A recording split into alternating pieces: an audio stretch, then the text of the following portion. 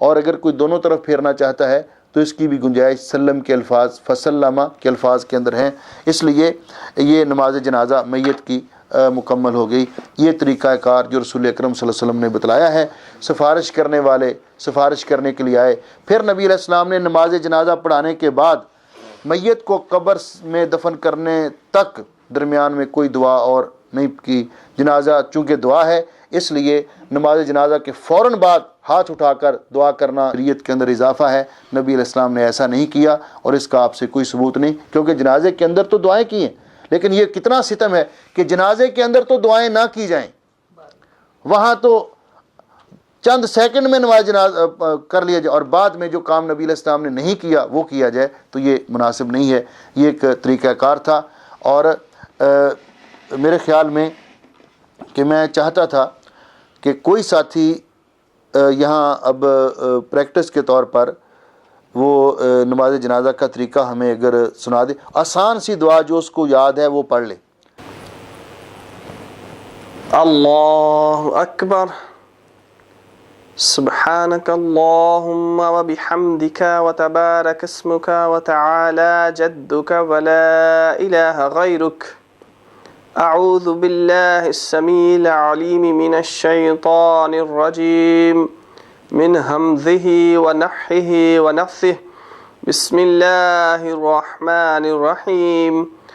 الحمد للہ رب العالمین، الرحمن الرحیم، مالک یوم الدین، ایاک نعبد و ایاک نستعین، اہدنا الصراط المستقیم، صراط الذین انعمت علیہم غیر المغضوب علیہم ولا الضالین، آمین۔ بسم اللہ الرحمن الرحیم، الہاکم التکاثر حتی زرتم المقابر، کلا سوف تعلمون ثم کلا سوف تعلمون، کلا لو تعلمون علم الیقین لترون الجحیم ثم لترونها عین الیقین ثم لتسألن یومئذ عن النعیم۔ اللہ اکبر، اللہم صلی علی محمد وعلی آل محمد کما صلیت علی ابراہیم وعلی آل ابراہیم انک حمید مجید، اللہم بارک علی محمد وعلی آل محمد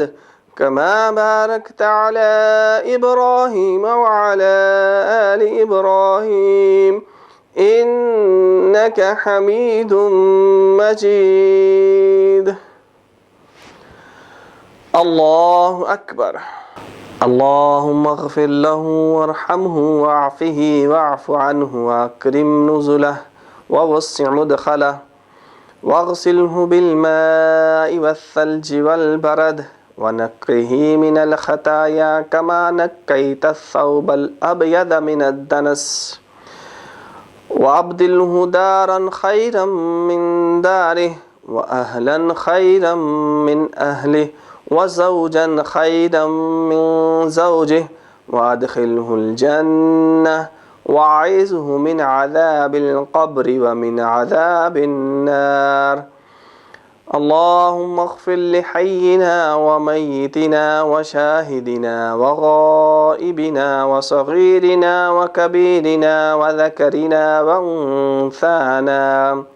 اللهم من أحييته منا فأحيه على الإسلام ومن توفيته منا فتوفه على الإيمان، اللهم لا تحرمنا أجره ولا تفتنا بعده۔ اللہ اکبر، السلام علیکم ورحمۃ اللہ، السلام علیکم ورحمۃ اللہ۔ آخر میں ایک سوال یہ ہے کہ ایک آدمی آتا ہے نماز جنازہ میں شرکت کے لیے، تو امام پہلی تکبیر کہہ چکا ہوتا ہے، تو جب وہ شامل ہوتا ہے تو اس وقت دوسری تکبیر ہوتی ہے یا تیسری تکبیر ہوتی ہے، تو بعد میں شامل ہونے والا کیا کرے؟ رسول اکرم صلی اللہ علیہ وسلم کے اس فرمان کے مطابق کہ جب تم نماز میں شریک ہو تو ما ادرکتم فصلو وما فاتکم فاتمو، جتنی مل جائے اس کو پڑھ لو اور باقی بعد میں پوری کر لو۔ تو ایسے شخص کو چاہیے کہ جتنی تکبیریں رہ گئی ہیں وہ پوری کر کے پھر سلام پھیرے، جس طرح کہ عام نماز کے اندر مثلا دوسری رکعت میں شامل ہوا تو باقی مکمل کر کے سلام پھیرتا ہے، اسی طرح وہ تکبیریں مکمل کر کے پھر سلام پھیرے۔ عورتیں بھی نماز جنازہ میں شرکت کر سکتی ہیں جب ایسی صورتحال ہو کہ مسجد کے اندر نماز جنازہ ادا کی گئی ہے، عورتیں مصلی نساء میں ہیں، تو وہ بھی نماز جنازہ میں شرکت کر کے ادا کر کے وہ اجر و ثواب حاصل کر سکتی ہیں۔ حضرت سعد بن ابی وقاص رضی اللہ تعالیٰ عنہ جب فوت ہوئے تھے تو امہات المومنین نے یہ پیغام بھیجا تھا کہ ان کی نماز جنازہ مسجد میں ادا کی جائے تاکہ ہم بھی اس میں شرکت کر لیں۔ تو عورتیں کی صفیں پیچھے ہوں گی یا مصلی نساء میں ہوں گی، لیکن جنازہ گاہ میں عورتوں کا باہتمام جانا نماز جنازہ کے لیے یہ درست نہیں ہے۔ اگر مسجد میں ہو تو وہ بھی شرکت کر سکتی ہیں۔ جہاں تک عورت کی میت کو غسل دینے کا تعلق ہے تو اس میں جس طرح پہلے ذکر کیا جا چکا ہے کہ غسل دیتے وقت جسم کا اتنا حصہ چھپانا لازمی ہے جتنا زندگی میں چھپانا لازمی ہے۔ جس طرح مرد کے سلسلے میں ہم نے ذکر کیا کہ ناف سے لے کر گھٹنوں تک اس کا ستر ہے جو واجب ہے، اس کو چھپانا ضروری ہے، اور عورت کا کندھوں سے لے کر قدموں تک یہ سارا جسم پردہ ہے، زندگی میں بھی اس کو چھپانا ضروری ہے۔ اس لیے مرنے کے بعد بھی غسل دیتے وقت اتنے جسم کو یعنی کندھوں سے لے کر قدم تک اس کے اوپر کپڑا ڈالا جائے گا اور یہ سارا حصہ عورت کا چھپایا جائے گا۔ عورتوں کو غسل بھی اسی طرح دیا جائے گا جس طرح ہم نے مردوں کے سلسلے میں ذکر کیا کہ مردوں کو غسل دیا جائے گا، عورتوں کو بھی غسل اسی طرح دیا جائے گا۔ جہاں تک عورتوں کے کفن کا تعلق ہے اور کفن سے پہلے عورتوں کے سر کے بالوں کا تعلق ہے تو رسول اکرم صلی اللہ علیہ وسلم نے اس سلسلے میں فرمایا کہ عورت کے بالوں کی 3 چوٹیاں بنا کر میڑیاں بنا کر ان کو پیچھے ڈال دیا جائے۔ اور جس طرح سیدہ ام عطیہ رضی اللہ تعالیٰ عنہ بیان کرتی ہیں کہ نبی علیہ السلام کی صاحبزادی جب فوت ہوئی تھی تو رسول اکرم صلی اللہ علیہ وسلم نے فرمایا تھا کہ ان کے بالوں کو ثلاثۃ قرون 3 قرون میں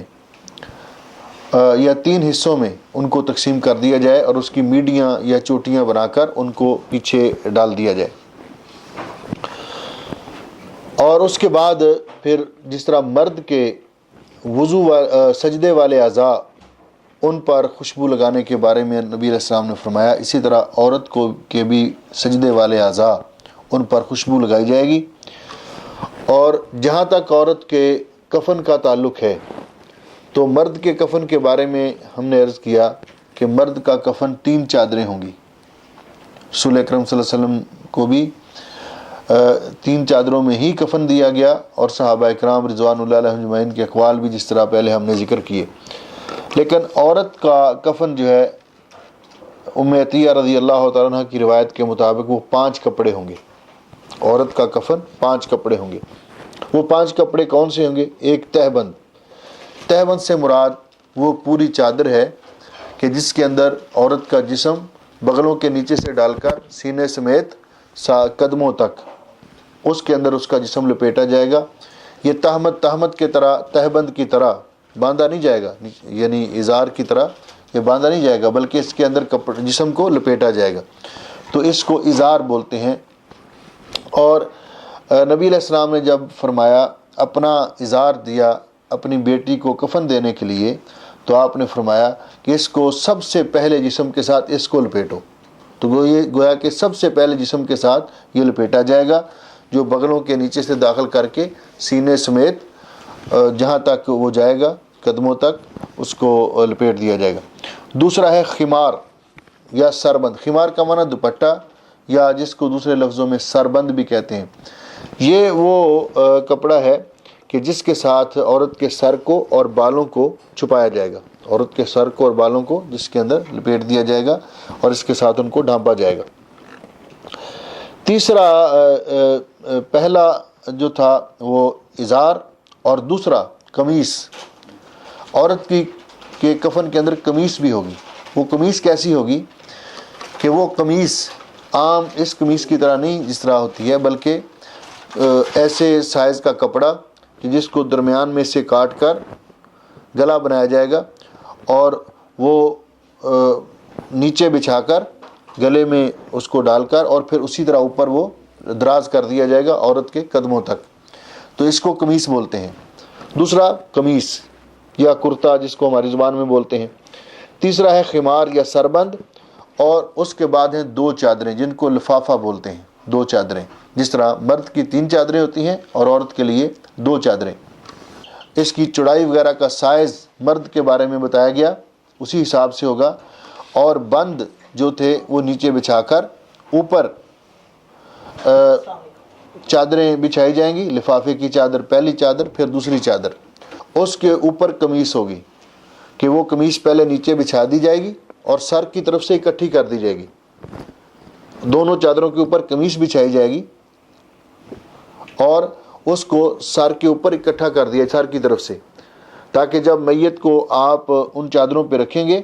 تو وہ سر والا حصہ وہ ڈال کر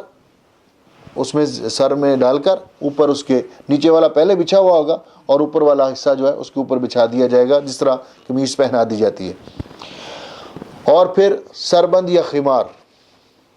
تو اس میں طریقہ کار یہ